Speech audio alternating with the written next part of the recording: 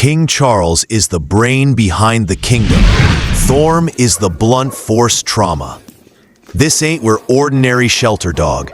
This is a certified hitman in fur. Built like a fridge, eyes like he's seen the end of the world, and a walk that says, "I dare you." Other dogs freeze when they hear his name, Thorme. Even the staff holds their breath when his cage opens. No bark, no growl, just direct action. He doesn't chase drama, he finishes it. And if you see him moving with purpose, someone's about to get humbled. Forget tail wags. This guy hands out reality checks. The shelter's supposed to be a place of second chances, but when Thorme's around, it's just a daily purge. And don't ask him about manners.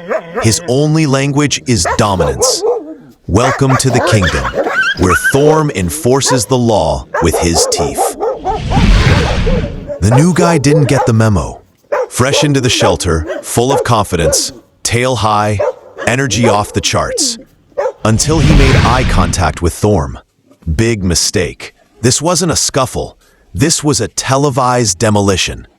Thorme didn't even raise his voice, just locked eyes, lunged, and within 2 seconds had the poor pup pinned like a wrestling final.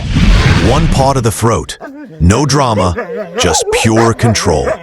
Staff had to break it up, but not before Thorme made his point. This is my turf. And the craziest part? He wasn't even mad. That's just how he says hello. The other dogs learned fast. Don't look at Thorme, don't breathe too loud around Thorme, and for the love of your ribs, don't challenge him. 1 minute of arrogance, and you're a chew toy in a living nightmare. No warning bark, just certified chaos. This is what happens when the general's in charge. This wasn't a dominance check. This was a public execution. Thorme locked in on a mid-sized mutt who accidentally bumped into him during feeding. That was all it took. The switch flipped. What followed was 30 seconds of mayhem you can't unsee. No noise, no warning, just a full-body takedown. He dragged the poor dog across the yard like a used toy, clamped down with enough pressure to bend metal. Staff jumped in. Alarms went off.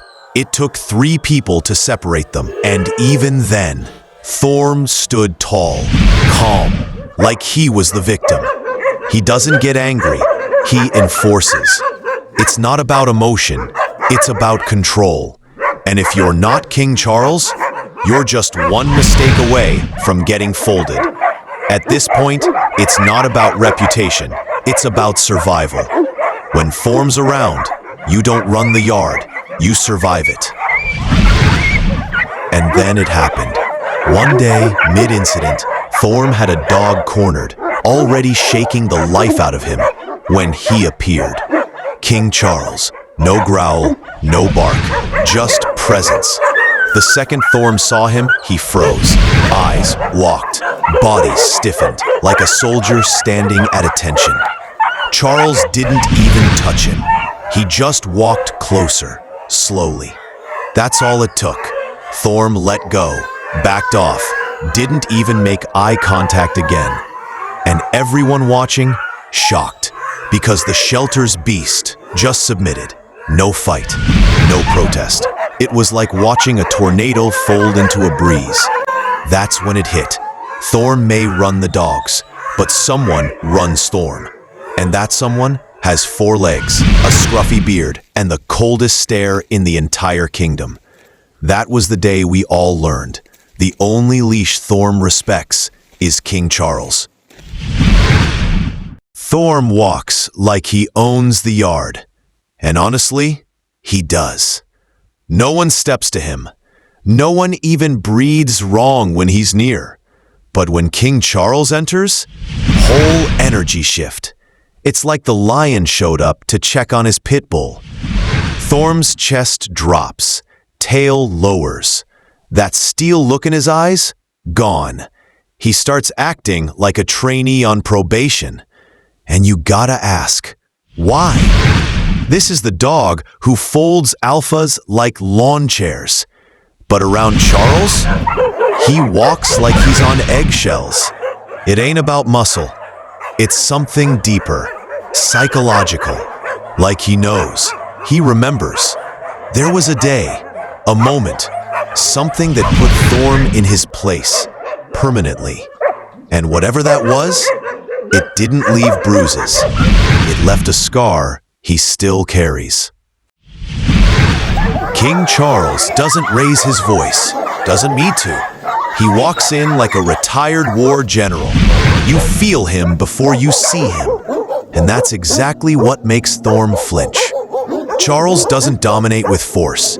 He dominates with presence. That kind of control, it ain't taught, it's earned. Through years of battles no one saw, and victories no one talks about. Thorme isn't afraid of losing a fight. He's afraid of being dismissed, of disappointing the one dog who doesn't just control him, but defines him.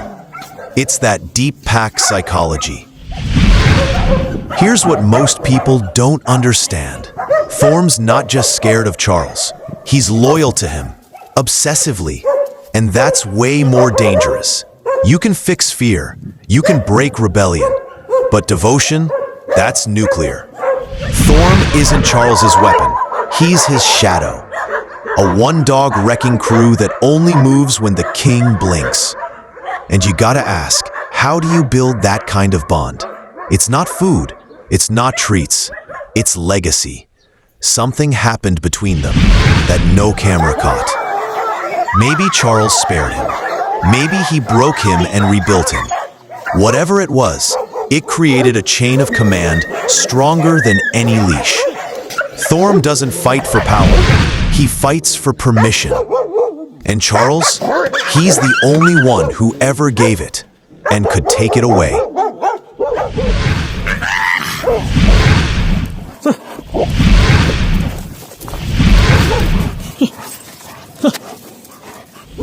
They called it a minor incident in the shelter report, but the footage says otherwise.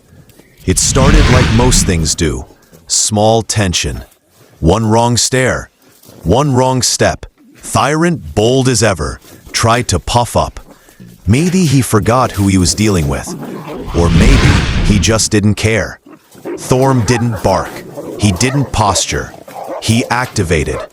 What followed was a full-on shutdown sequence. Thyrant didn't even get time to react. Thorme was on him like a controlled explosion. Precision strikes, all muscle, no mercy. In seconds, the energy shifted from dispute to containment emergency. It took everything, the handlers, the barriers, pure timing, to stop it before it crossed the line. And if they hadn't, let's just say Thyrant wouldn't be giving attitude today or tomorrow. What the cameras missed is what matters most. In the chaos, you can see it. Thorme wasn't just attacking. He was sending a message. This wasn't dominance. This wasn't ego. This was personal. Something about Thyrant, his energy, his timing, maybe a challenge that rubbed Thorme the wrong way, flipped the ancient switch. And that's what made it terrifying. This wasn't rage. It was calculated. You could see it in Thorme's stillness after the takedown. How he looked around like anyone else, like the monster had surfaced, done its job, and clocked out. That's what separates him from the average aggressor. When most dogs lose control, they lash out. When Thorme gains control, the room goes silent. The scary part? He wasn't trying to win. He was trying to end it, and he nearly did.